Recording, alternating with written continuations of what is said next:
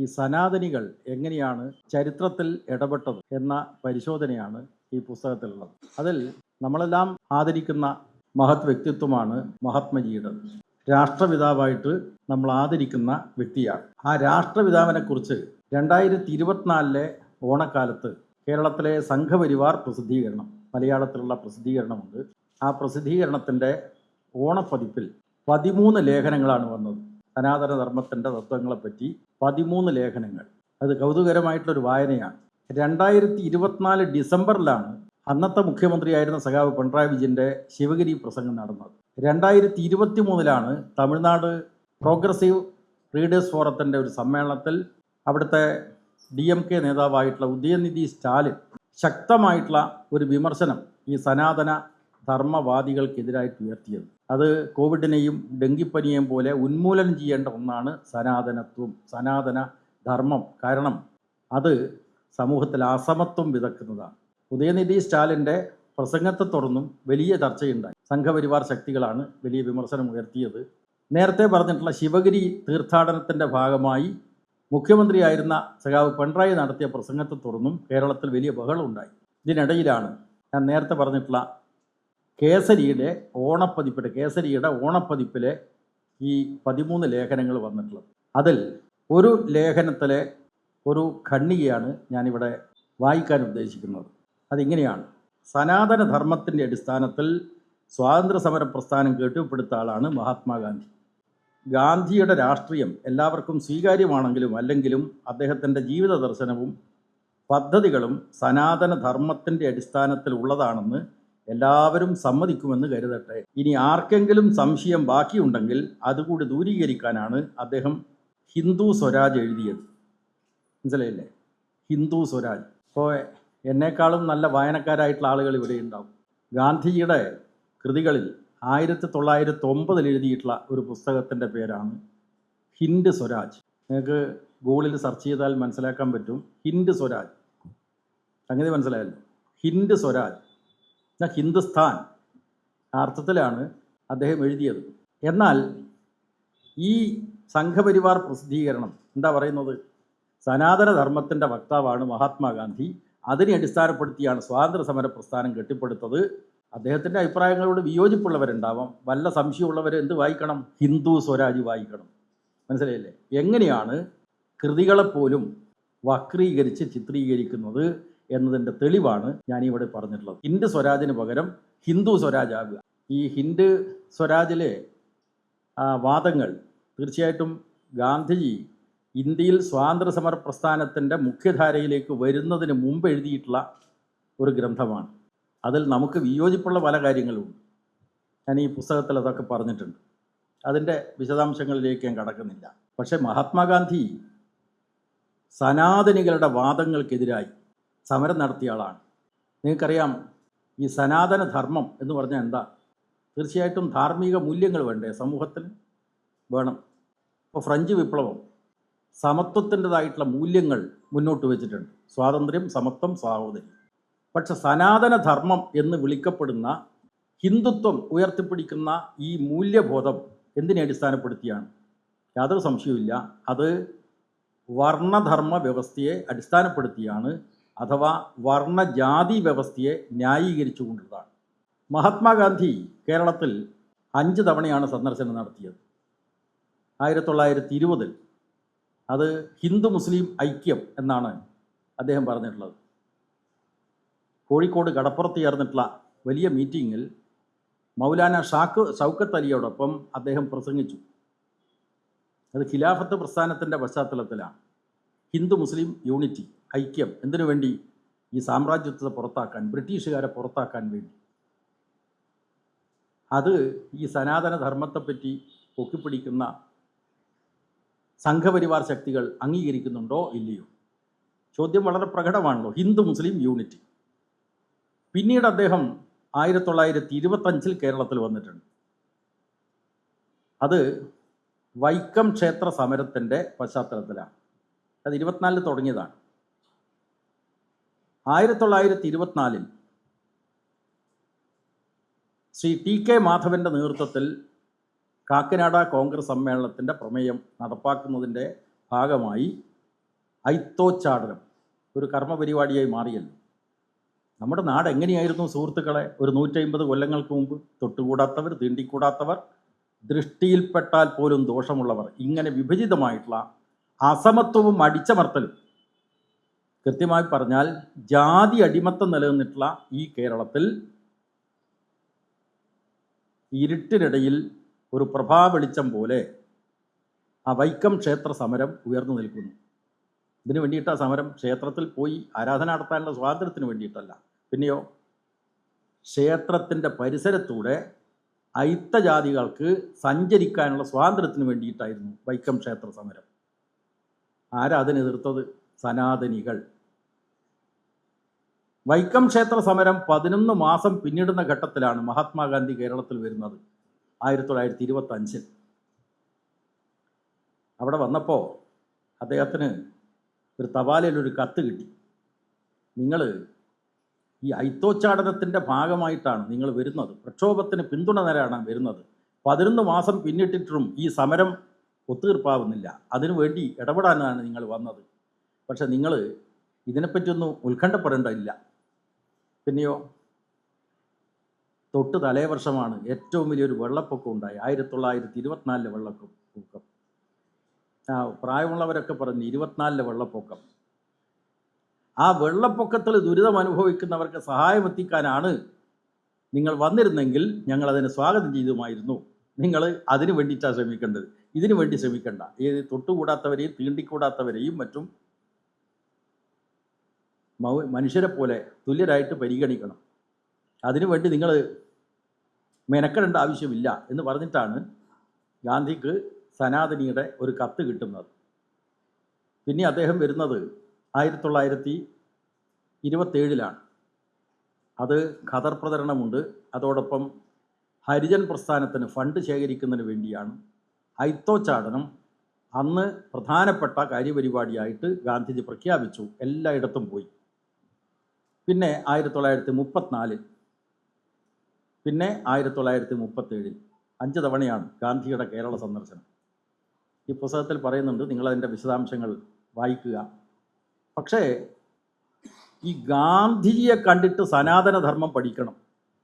ആ സനാതനധർമ്മത്തെപ്പറ്റി നിങ്ങൾ പഠിക്കണമെങ്കിൽ ഗാന്ധിയെ കണ്ട് പഠിക്കണം എന്ന് ഉപദേശിക്കുന്ന ഈ സനാതനികൾ മറുപടി പറയേണ്ട ഒരു പ്രധാനപ്പെട്ട പ്രശ്നമുണ്ട്. മഹാത്മാഗാന്ധിക്ക് നേരെ ആദ്യ വധശ്രമം നടത്തിയത് ആരാണ്? സനാതനികളാണ്. 34 കേരളത്തിൽ വന്ന കാര്യം പറഞ്ഞല്ലോ. 34 കേരളത്തിൽ വന്നത് പ്രധാനമായിട്ട് അദ്ദേഹം സന്ദർശിക്കുന്ന ഒരു കേന്ദ്രം പയ്യന്നൂരാണ്. കണ്ണൂർ ജില്ലയിലെ പയ്യന്നൂർ.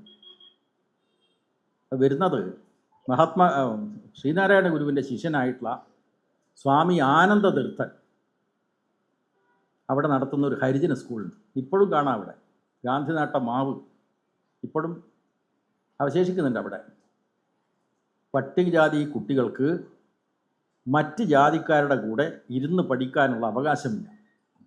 അതായിരുന്നു കേരളത്തിൻ്റെ അവസ്ഥ. ഇവിടെ വില്ലുവണ്ടി സമരം, അയ്യങ്കാളിയുടെ നേതൃത്വം നടത്തിയിട്ടുള്ള വില്ലുവണ്ടി സമരം.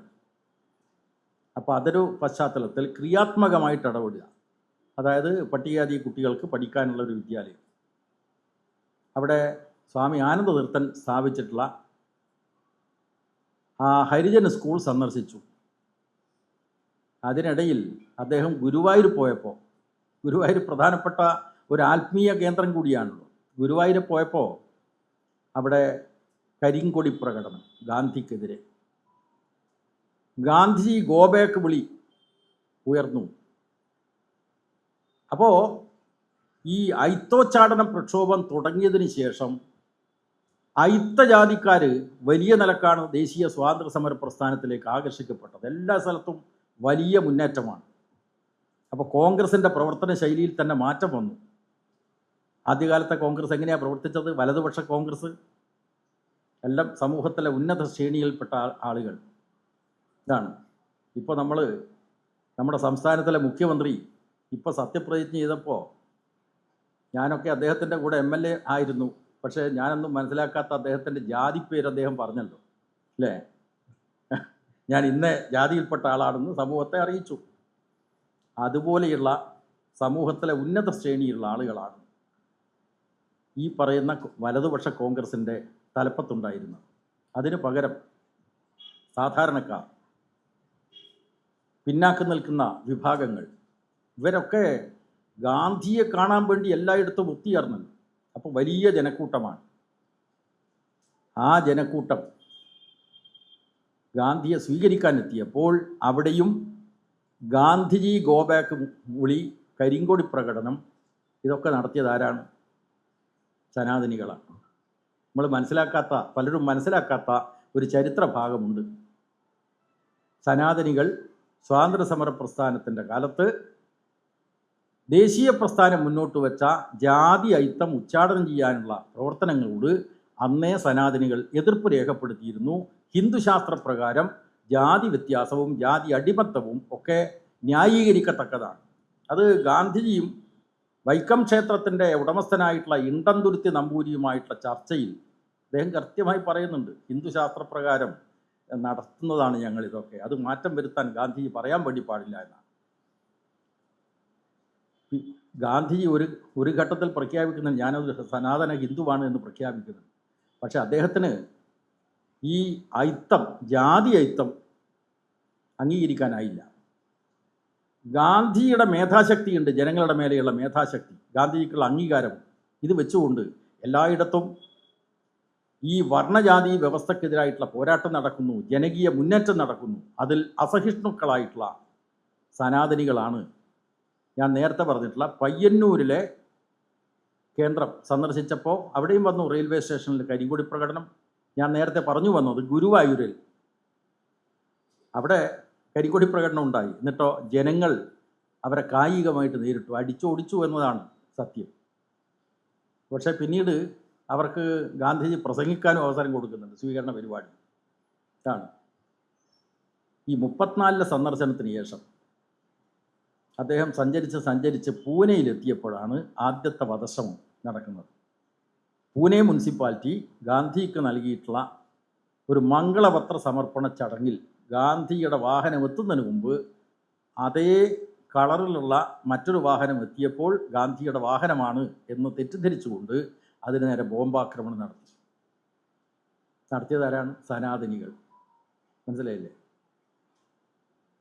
അപ്പോൾ ഇന്നത്തെ ഈ ഹിന്ദുത്വ രാഷ്ട്രീയക്കാർ രാജ്യത്ത് നടത്തുന്ന അക്രമത്തിൻ്റെയും കൊലപാതകത്തിൻ്റെയും കാര്യങ്ങൾ പരിശോധിച്ചാൽ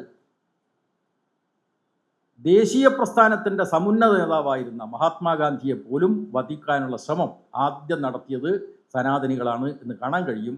ഒറ്റ കാരണമേ ഉള്ളൂ, ഐത്തോച്ചാടനത്തിന് മഹാത്മാഗാന്ധി നേതൃത്വം കൊടുക്കുന്നു, അത് സമൂഹത്തിൽ വലിയ ചലനമുണ്ടാക്കുന്നു. അപ്പോൾ അദ്ദേഹത്തെ ഇല്ലാതാക്കുക.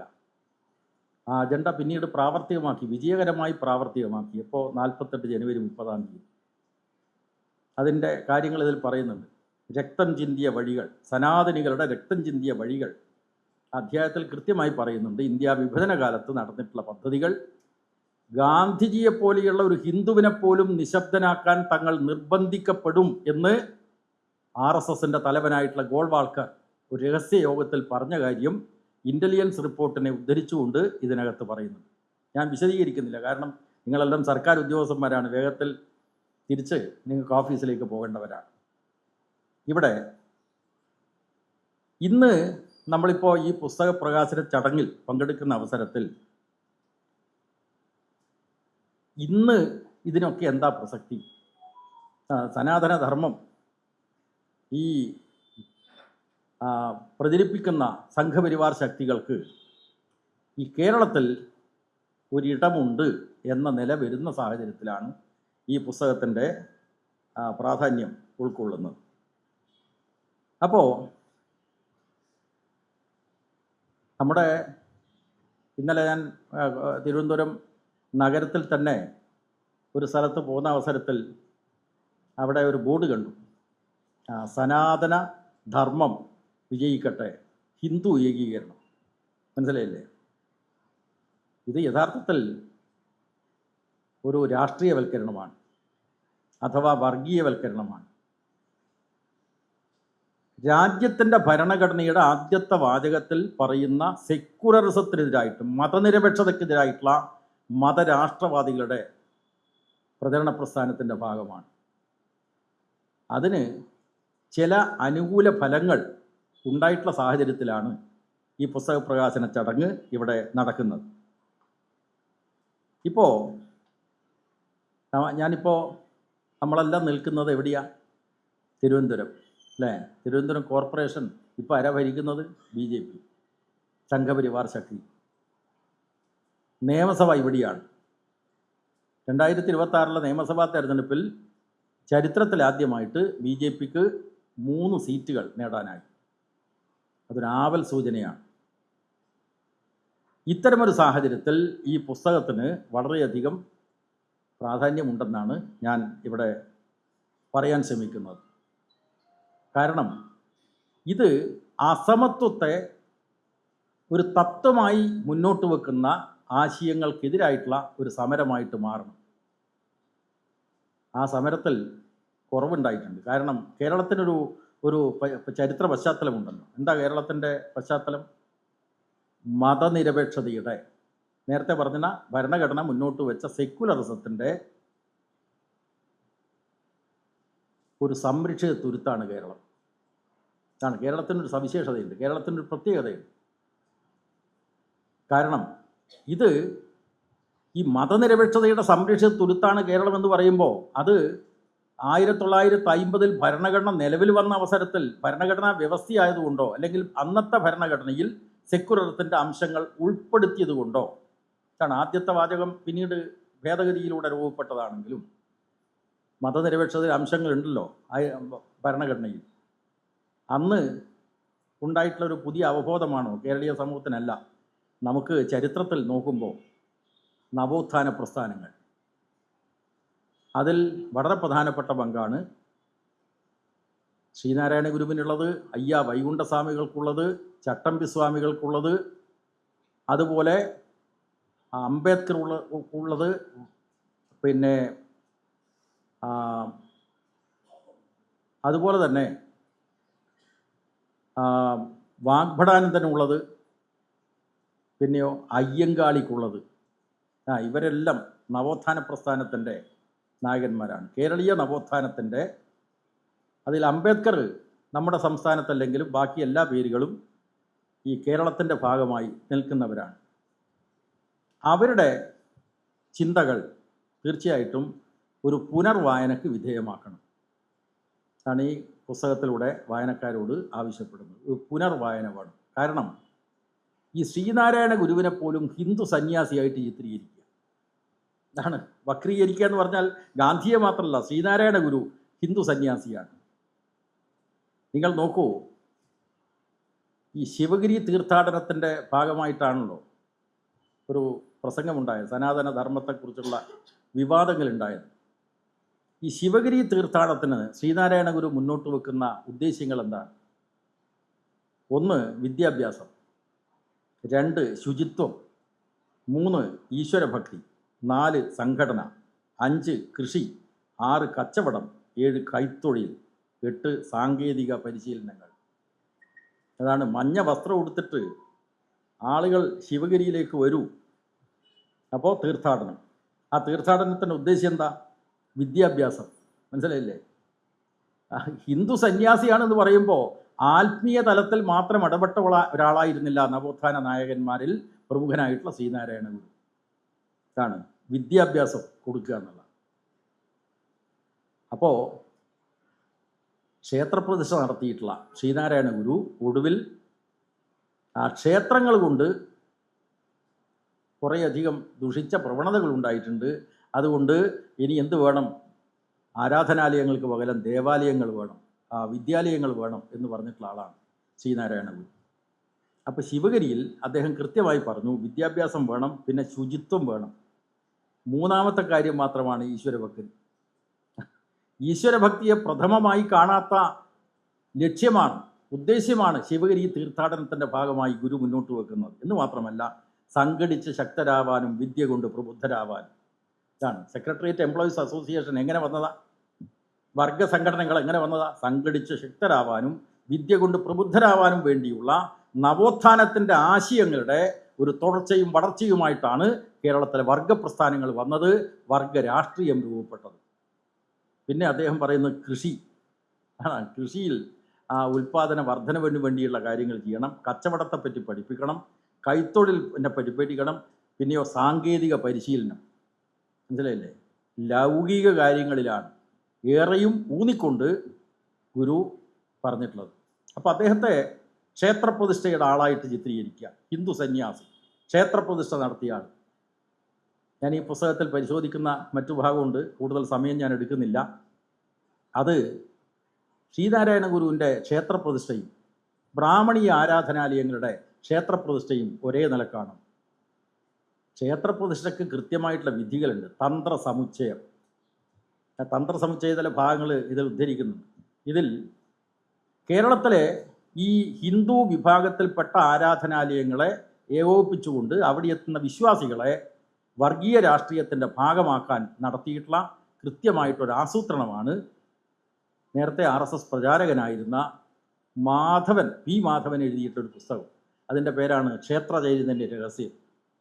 ത്തിൽ പ്രതിപാദിക്കുന്നത് ക്ഷേത്ര ചൈതന്യ രഹസ്യം. വളരെ ആലോചിക്കേണ്ട അല്ലെങ്കിൽ ചർച്ച ചെയ്യപ്പെടേണ്ട ഒരു വിഷയമാണ് ക്ഷേത്ര ചൈതന്യ രഹസ്യം. എന്തിനാണ് എഴുതിയത്?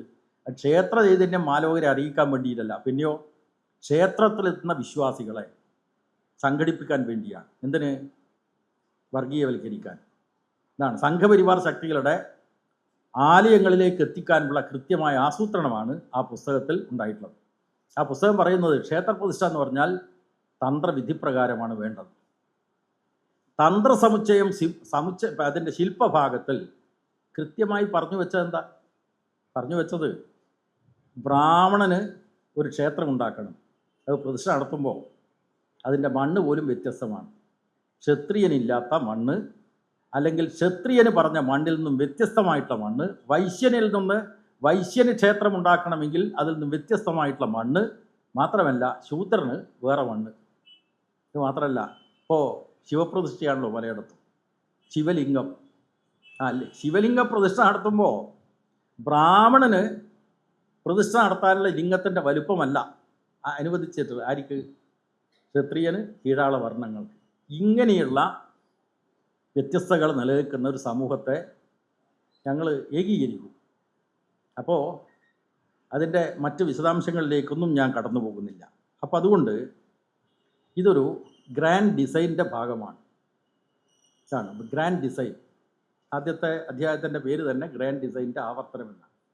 കേരളത്തെ കീഴടക്കുക എന്നുള്ള ഒരു പദ്ധതി RSS ആവിഷ്കരിച്ചിട്ടുണ്ട്.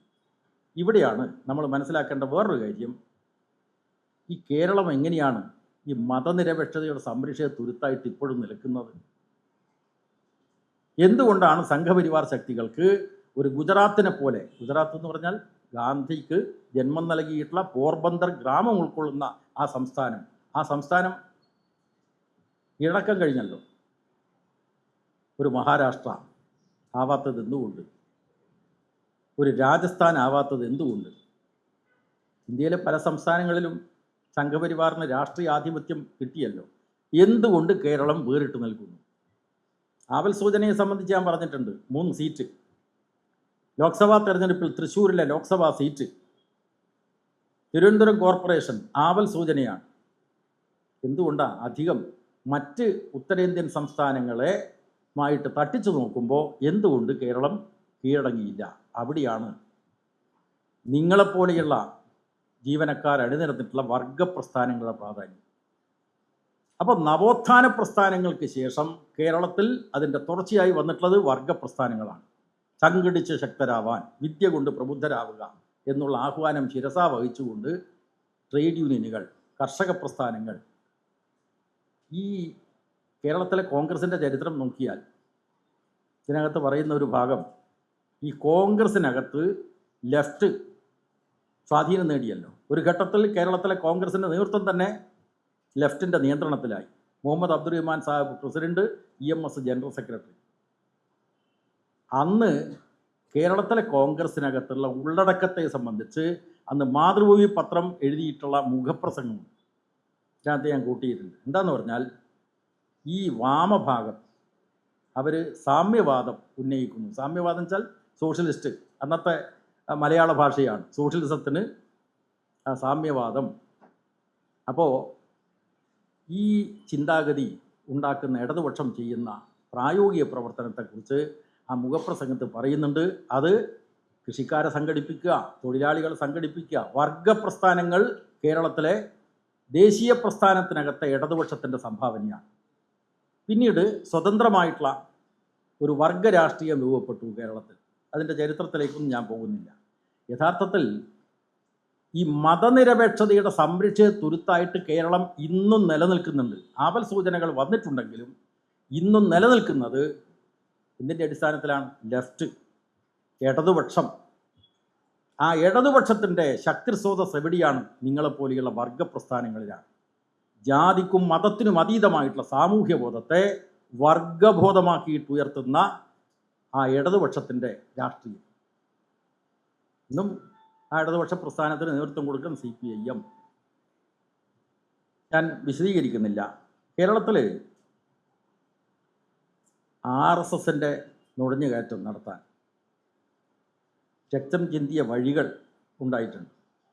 അതാണ് മഹാത്മാഗാന്ധിയുടെ വധത്തോളം എത്തിച്ച വർഗീയ സംഘർഷങ്ങൾ, കലാപങ്ങൾ. ഇത് മാത്രമല്ല, കേരളത്തിൽ രക്തച്ചൊരിച്ചിൽ നടത്തിയിട്ടുണ്ട്. കേരളത്തിലെ 14 ജില്ലകളിൽ 13 എണ്ണത്തിൽ നടന്നിട്ടുള്ള സംഘർഷങ്ങൾ പത്രങ്ങൾ അതിനെ വിശേഷിപ്പിച്ചത്, പ്രത്യേകിച്ച് വലതുപക്ഷ മാധ്യമങ്ങളൊക്കെ വിശേഷിപ്പിച്ചത് ഒരു കണ്ണൂർ രാഷ്ട്രീയം. ഇങ്ങനെയാണല്ലോ, കണ്ണൂരിലെ നേതാക്കന്മാർക്ക് മനുഷ്യൻ്റെ രക്തം കാണണം എന്ന നിലക്ക് ഉള്ള ഒരു വക്രീകരണം. യഥാർത്ഥത്തിൽ കണ്ണൂർ മാത്രമല്ല, കേരളത്തിലെ 13 ജില്ലകളിലും RSSൻ്റെ കായിക ആക്രമണങ്ങൾ ഉണ്ടായിട്ടുണ്ട്, ഇൻക്ലൂഡിങ് തിരുവനന്തപുരം. പറഞ്ഞിട്ടുണ്ട് ഇതിൽ. അപ്പോൾ ഇങ്ങനെ കായികമായിട്ടുള്ള ആക്രമണങ്ങളെയും ആശയപരമായിട്ടുള്ള ആക്രമണങ്ങളെയും പ്രതിരോധിക്കാൻ വേണ്ടി വർഗപ്രസ്ഥാനങ്ങളും വർഗരാഷ്ട്രീയ പ്രസ്ഥാനങ്ങളും ഇടതുപക്ഷത്തിന് നേതൃത്വം കൊടുക്കുന്ന രാഷ്ട്രീയ പാർട്ടിയുമൊക്കെ നടത്തിയ പരിശ്രമത്തിൻ്റെ ഫലമായിട്ടാണ് ഇന്ന് മതനിരപേക്ഷ സംരക്ഷിത തുരുത്തായിട്ട് കേരളം നിലനിൽക്കുന്നത്. അതിനെ നമുക്ക് നിലനിർത്തണമെങ്കിൽ ഇത് വേണം. നമ്മുടെ പോരായ്മകൾ നമ്മൾ പരിശോധിക്കണം.